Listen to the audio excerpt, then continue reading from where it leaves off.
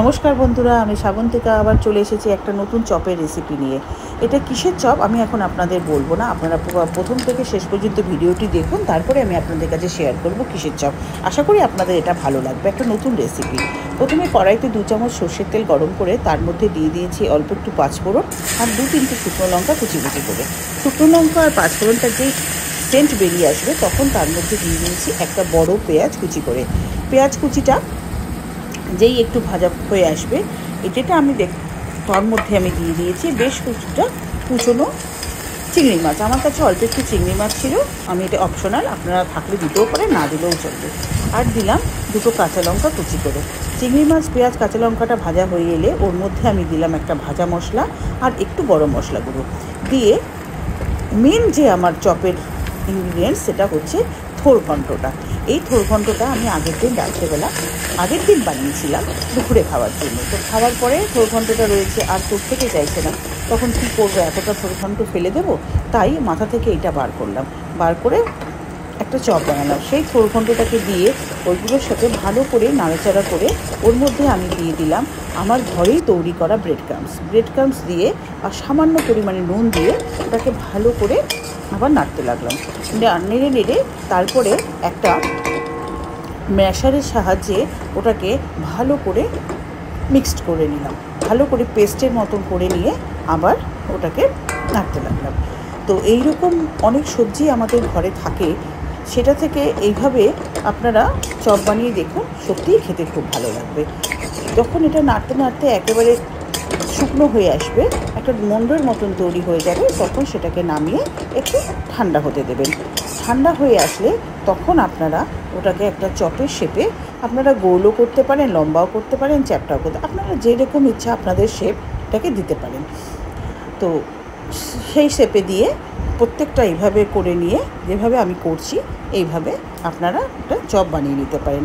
এই পুরটাতে আপনারা আলুও ব্যবহার করতে পারেন। আমি আলু দিয়ে নিয়ে, আমার কাছে ব্রেড ক্রাম্বস ছিল, আপনাদের কাছে ব্রেড ক্রাম্বস না থাকলে আপনারা আলু দিয়েও এটা পুরটা বানাতে পারেন।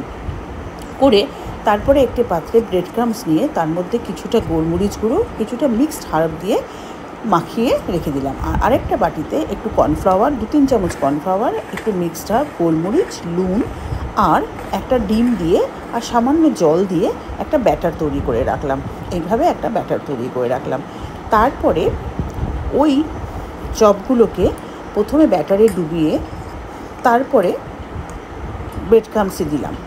ব্রেড ক্রাম্বসে দেওয়ার পরে ব্রেড ক্রাম্বসে বেশ কিছুক্ষণ ধরে কোট করার পরে আবার আমি ব্যাটারে ডুবিয়ে আবার ব্রেড ক্রাম্বসে দিলাম। এইভাবে আমি ডবল কোট করে এটাকে তৈরি করলাম। সিঙ্গেল কোট করিনি, ডবল কোটই করেছি, তাতে খেতে একটু বেশ মুচমুচে হয়, খেতেও বেশ ভালো লাগে। তো আমাদের ঘরে দেখবেন অনেক সময় অনেক সবজি থাকে যেগুলো খাওয়া হয় না, মোচা ঘন্ট বলুন, থোর ঘন্ট বলুন, বা কোনো মিক্স সবজি আমরা রান্না করেছি সেইটা।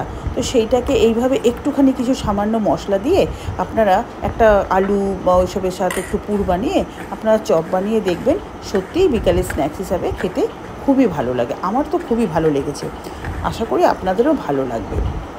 এবার আমার কাছে চিংড়ি মাছ ছিল, তাই আমি চিংড়ি মাছ দিয়েছি। আপনাদের চিংড়ি মাছ না থাকলে আপনারা ডিম সেদ্ধ করে কুচি করে দিতে পারেন, পনির থাকলে পনিরও দিতে পারেন, আবার কিছু নাও দিতে পারেন। চিকেন থাকলে চিকেন কিমাও দিতে পারেন, যেটা ইচ্ছা দিতে পারেন, তাতে টেস্টটা আরও বাড়বে, খেতে সত্যিই ভালো লাগবে। তো এইভাবে কোট করে করে প্রত্যেকটা চপকেই আমি এইভাবে ডবল কোট করে নিয়েছি। এবার ডবল কোট করে নিয়ে আমার চপগুলো এইভাবে রেডি হয়ে গেছে। এবার চপগুলো রেডি হয়ে যাওয়ার পরে তারপরে আমি গ্যাসে একটা কড়াই বসিয়ে তাতে বেশ কিছুটা পরিমাণে সাদা তেল গরম করে নিয়েছি। সাদা তেলটা গরম করে নিয়ে প্রথমে হাই হিটে গরম করে নিয়েছি, তারপরে গ্যাসটাকে একদম মিডিয়ামে রেখেছি। মিডিয়ামে রেখে চপগুলোকে এইভাবে একটা একটা করে দিয়ে, কারণ হাই ফ্লেমে যদি চপগুলো ভাজা হয় তাহলে ভেতর থেকে চপগুলো কাঁচা থেকে যাবে, ওপর থেকে ক্রাঞ্চি হয়ে যাবে, তাই মিডিয়াম ফ্লেমে এগুলোকে ভেজে নিয়েছি। আরেকটা কথা আপনাদের বলতে ভুলে গেছি, চপগুলোকে আমি বানিয়ে ঘন্টা 2-1-এর জন্য ডিপ ফ্রিজে রেখে দিয়েছিলাম। তো এইভাবে হয়ে গেল বেঁচে থাকা সবজি দিয়ে থোড়ের চপ। আশা করি আমার এই রেসিপিটি আপনাদের ভালো লেগে থাকবে। যদি লেগে থাকে তাহলে লাইক করবেন, কমেন্ট করবেন, শেয়ার করবেন। ধন্যবাদ।